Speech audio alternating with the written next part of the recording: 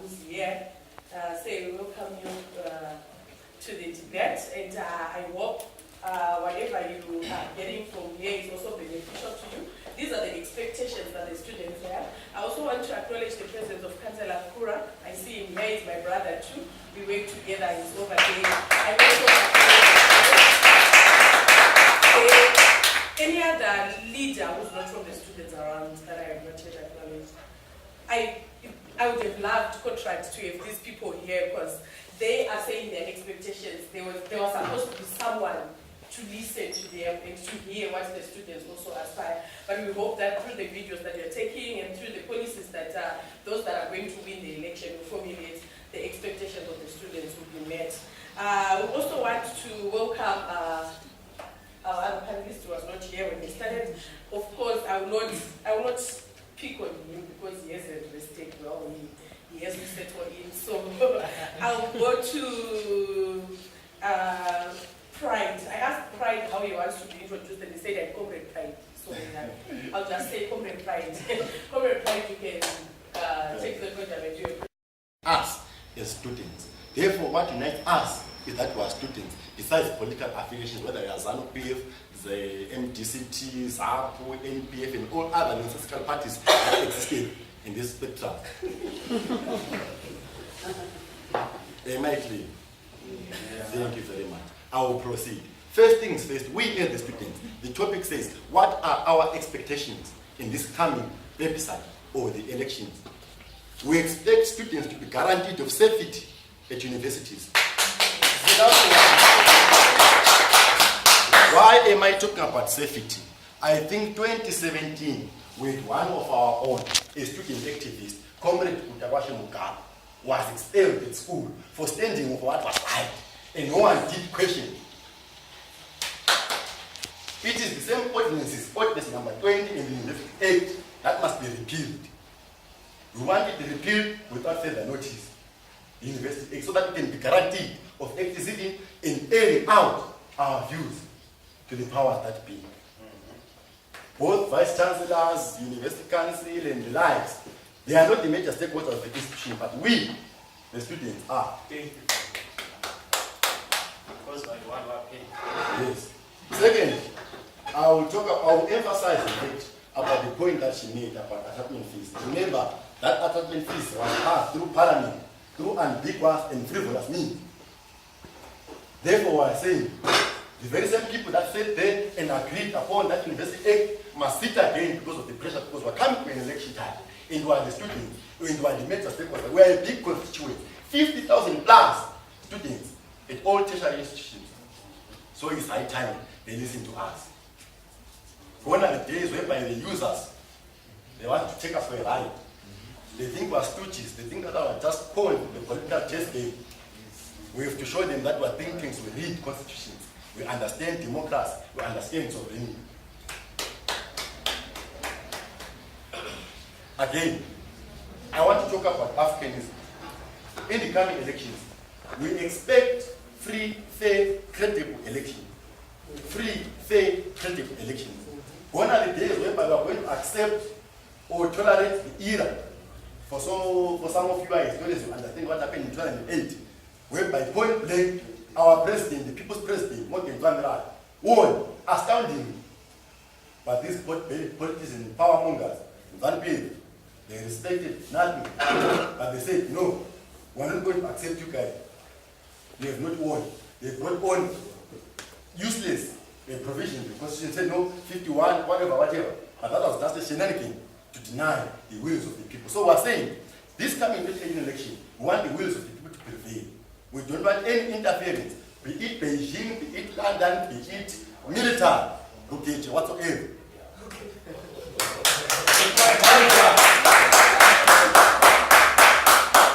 We want free, fair, and credible elections. Again, the lady was talking about attachment fees. That one is a cancer that is affecting us as students. It's not justified, there's no one that can stand here. Even the vice chancellor himself, so in his own police suit, can come here and tell us that University Act that talks about attachment fees is justified. I mean, being attached and being and I'm paying full fees on attachment, or 60%, whatever they call it. For what? And for who? And when you look at the fees breakdown, there's generator levy, there's transport, there's Wi-Fi, there's accommodation, and so forth. But I'm not accessing all these things. Is it that daylight robbery? So, for those guys that are going to be in office, want to tell them and pass this message very clear that we expect them to be unflinching in upholding the principles of democracy, 1, and sovereignty, 2, Africanism, 3. We want a corrupt-free movement or government for the elite of society.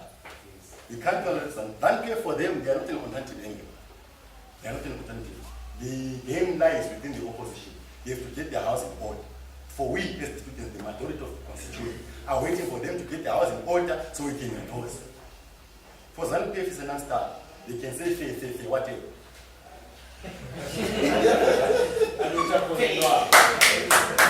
But we gave them 7 or 8 years in government at the helm of power as the leaders of society, but they disappointed us.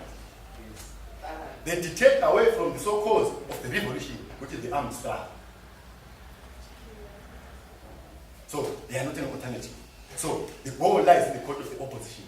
They have to get their house in order. MTCT, MTC Chamisa, MTC whatever, unite. For we, the students, are waiting to endorse someone whom we feel that our aspirations and interests are going to be well represented. Thank you.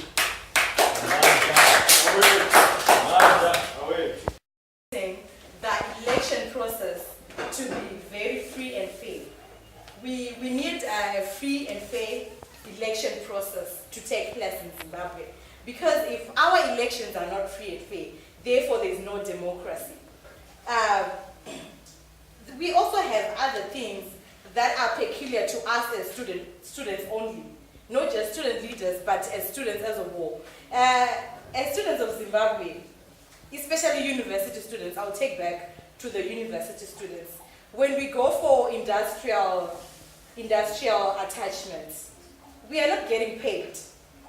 But the people that come from colleges, tertiary colleges, they get certain amounts of allowances.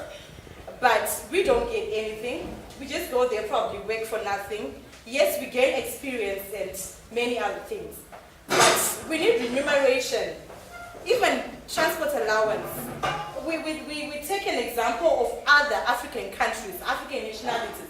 If you're in South Africa, if you're a student from university, you go for industrial attachment, at least you get a salary, at least you are paid.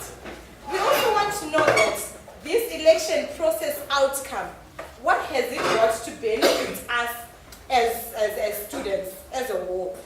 You know what? The issues of grants, it's like it's a lawn battle or a pie in the sky. We also want those grants to come back.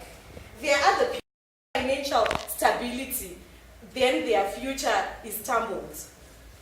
We also look at issues of when you fail to pay your registration fees, many students are deferring, right? Our government institutions is that they are run by the government, and as individuals, as people that ought for a change, we are saying that we also want a Zimbabwe whereby registration fees can be withheld, because you know what, people are deferring. Students at Part 4-1, they defer, Part 4-2, Part 3, intelligent people defer because of failure to pay what? Registration fee. So what can we do about that? We are hoping that after the 2018 elections, things like that will change. Because as students, as I said earlier on as I started my presentation, that we have other things that are peculiar to us just as students, like that issue of registration fees.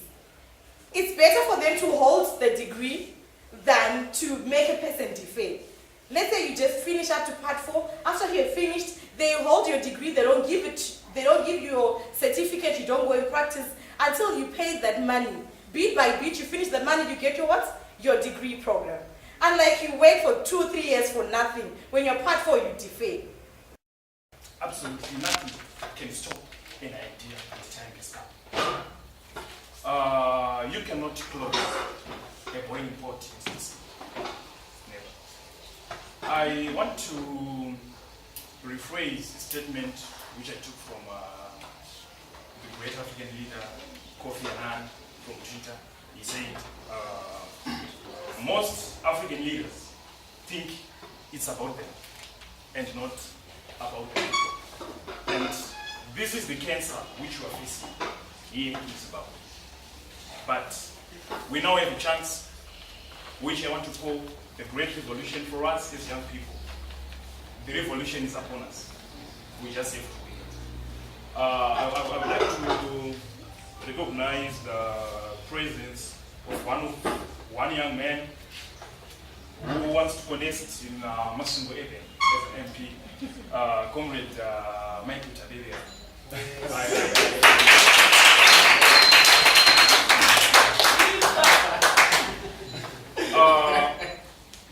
My comrades, they elucidated, expurgated most of the things which we expect as students in this coming election.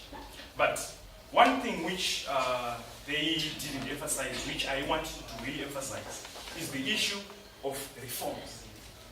The issue of reforms. We need reforms in our government. We need a government which can unite for a common purpose and implement reforms for the people. One other thing, you students, which you didn't know, our present government and the past government, they emphasize so much on more veterans, welfare of all veterans. But my question today is, what about the welfare of the students? Who will cater for us if the government focuses on all veterans, all veterans, all veterans, all veterans, and all veterans around? We need a government which sits down and focus on young people and focus on education. They should subsidize education. They really have to subsidize education the same way they try to subsidize health. There's this issue. I think it was back in 1997. Comrade Robert Gabriel Mugabe issued $50,000 to each and every war veteran as a compensation for war victims. It was a fund which they saw fit, which they deemed necessary to channel towards the war veterans. But they've never done that. They've never channeled a fund towards university students. Why are they not doing that? We need a government which will do that come August 2018. But now, the thing is, we as youth, we as students, we have one problem. We are bought with few coins. 50 cents, come, go and vote. Crumbs, bunch. It's not what you want. It's not what you want. Let's see the bigger picture. Let's see the bigger picture. Which is the bigger picture? The bigger picture is our future. When you take 50 cents and you go and vote for someone who is poor, who is irrational, who will not represent your interests, we have sold your future. Shame on you. It's so pathetic. We don't want that. We don't want that. We want a government which will interfere in university issues. I want to say, we no longer want Ordinance 20, Ordinance 31, and Ordinance number 2. They are against liberalism of student activities.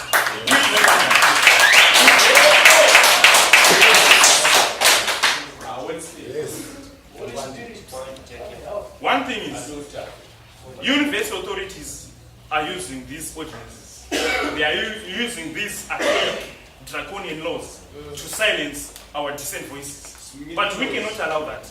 We cannot allow that to happen. What we want is to make sure that the students have been given an opportunity to express themselves, to fight for their rights, to stand up and say, no, enough is enough. This is what you want, and this is not what you don't want. I want to say, in this coming election, we need young people. We need new blood. We need new ideas. We need people who are ready to represent us. The only way we can achieve our goals is by voting a government which is ready to reform, which is ready to implement clear economic measures which will transform our economy. The major issue is on the economy. Hear me, fellow students. The major issue is on the economy.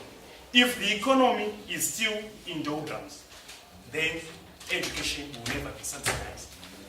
If the economy is still presided over by people who think of themselves alone, we are not going anywhere. We are not going anywhere.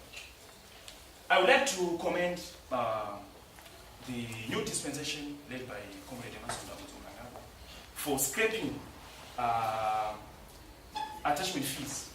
Now I think people pay $451, but we still say it's not enough. It's not enough. So it's not enough. Why? Because someone is attached you cannot access Wi-Fi of this government. You cannot access any services. It's only assessment which you can access. It's only assessment which you can access. So they should say at least students who are on attachment should pay. I think $100 is reasonable to cater for the welfare of those who come in the system. So we need to push our government. One thing I want to tell you, never think that there's going to be someone who's going to come from heaven to come and liberate you. No, we will liberate ourselves. That's what the war veterans did. The war veterans held pressure on Robert Mugabe until Robert Mugabe released the money. We need to put pressure on the government until the government hit to our call. That's a simple thing which we should do. But the problem is now, no, it's all about us, it's all about the future. We need to stand up, we need to rise and say enough is enough. I need to continue the struggle. Thank you. From attachment fee. Also, fees in attachment fees in your pipeline. Why did you so far to get a 40% na His Excellence team Nangaba. Wakapansa kuti 40% ye fees, ye attachment fees. Vari ku attachment vanokwanisa kuitiresa zvinhu zvakadaro. And saka zvakatipa hope yokuti isusu kwati kuenda fees yedu tiri pa attachment. Guys, this brother of mine is protected. Guys, give him a chance. Although we are sharing revolutionary ideology with ZANU-PF, but we are student independent board. We are not ZANU-PF. We are in ZICOSU, Zimbabwe Congress of Student Union. We are not ZANU-PF. We are sharing the same revolutionary ideology with ZANU-PF, but we are not ZANU-PF. Kachitaura nyaya kuti chancellor, ndekukurasika mutesi wangu. Kachitaura nyaya kuti chancellor, vamunoti vazoko ndi vice chancellor venyu, chancellor venyu vamunangako, iti munangako. Kazvinei kuti uri kuinvesti paupi institution idzi, chancellor venyu vamunangako. As long as pastate invest. Anditi, I think nyaya yakuti chancellor venyu kwachitandekavira. Professor Masipula Stule, who used to say, politics is ubiquitous. It's everywhere. It's in the kitchen. It's in the church. Even at home, there's politics for the remote control. Yes.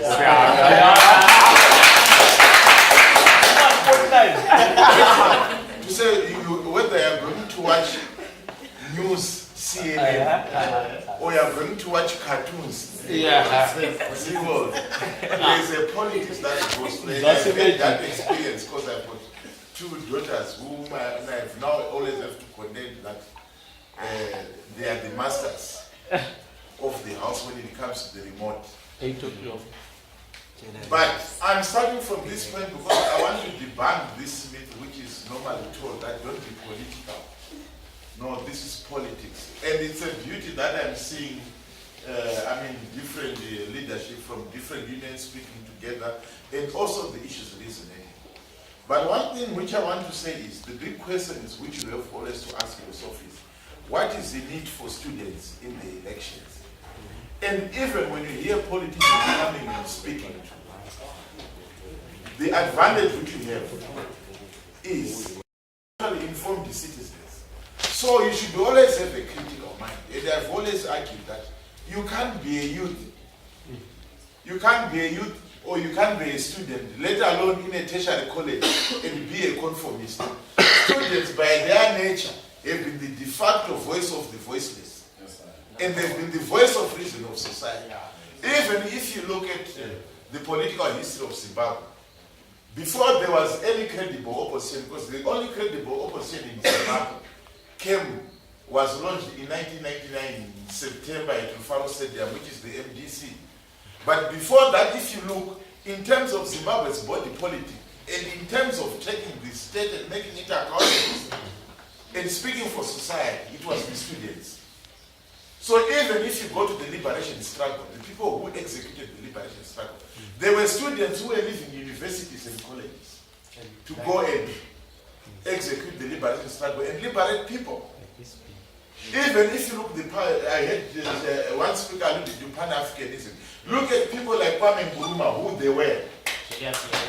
Now, when they came, these were student activists and leaders, and they became the forebearers of a decolonized Africa. So basically, what I'm saying is the mandate upon you as students is big, and it's not a mean one. And already, if you look at the statistics from ZEC, they actually already allude to students and youth, because I categorize students under youth, the biggest segment in this election.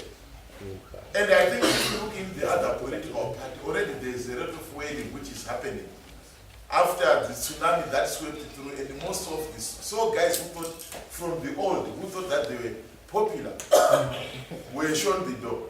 So the question is, as you go into this election, take the manifestos from the political parties. What are they offering? Even what they are offering, don't just go to the manifestos. We have some people who have been in government. And when they speak, if you hear a person in government speaking like as if they're in opposition, making promises as if they're in opposition, that is a cause for concern. You are already in power with the executive powers. So if students says you want to pay only 10% of fees as attachment fees, why don't they engage students and negotiate with them? Because if you can give chiefs, ISUs, cabs, what will stop us to make sure that students have got access to education? Free education. Yes, yes, I do subscribe to free education. Because for me, when I went to university, there were grants. And I know for those people who are currently in government, and even in opposition subside, when people went to universities, they were getting grants. And education is a sacrosanct right. It's something that cannot be desecrated. It's a taboo to touch the right to education. It should be guarded and protected with jealousy and at all costs.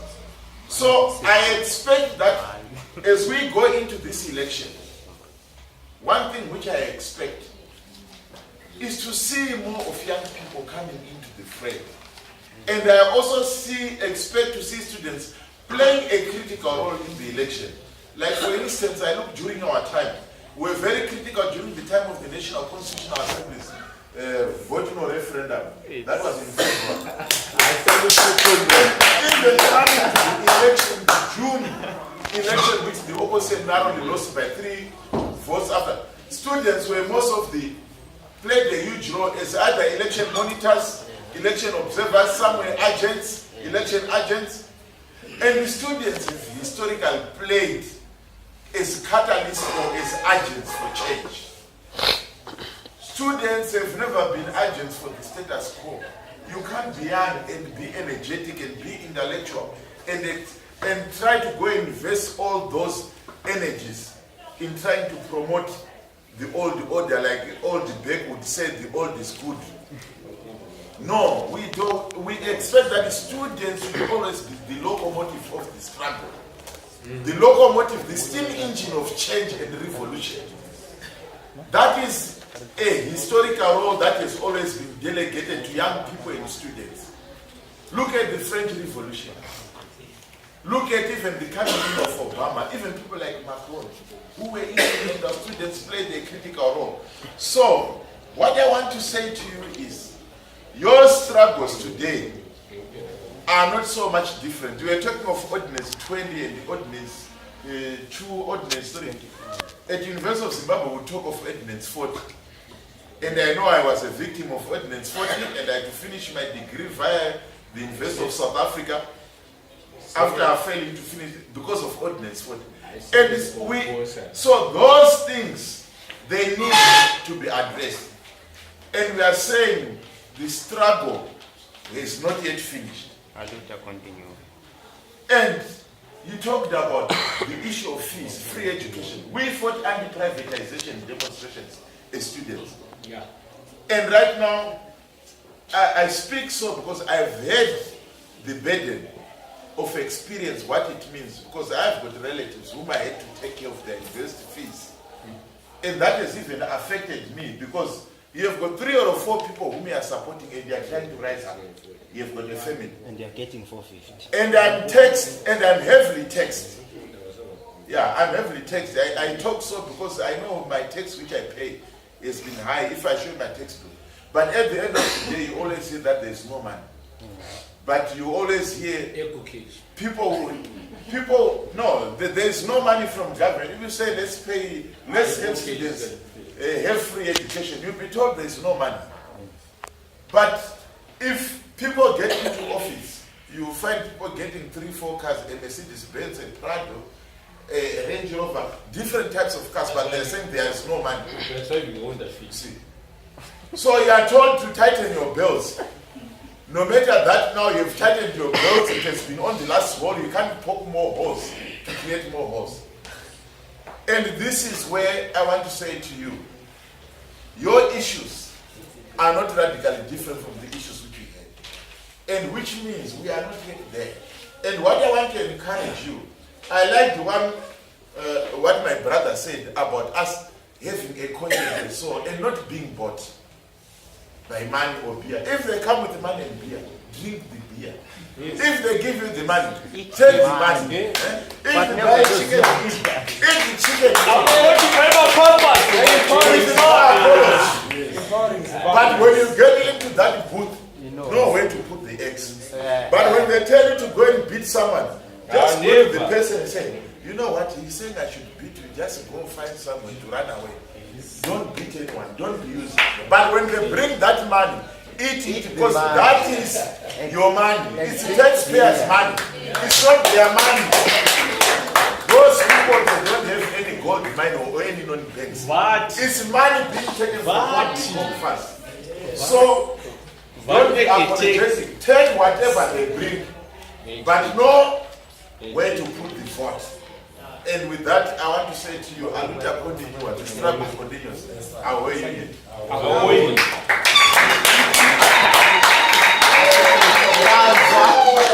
Thank you very much, Tamuka.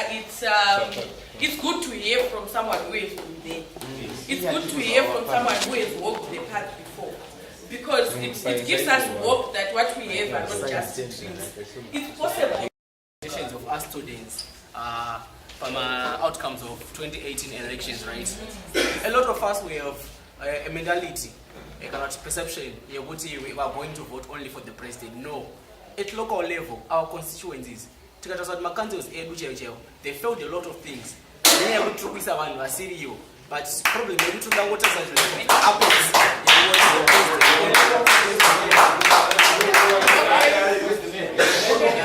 He is going to answer his phone.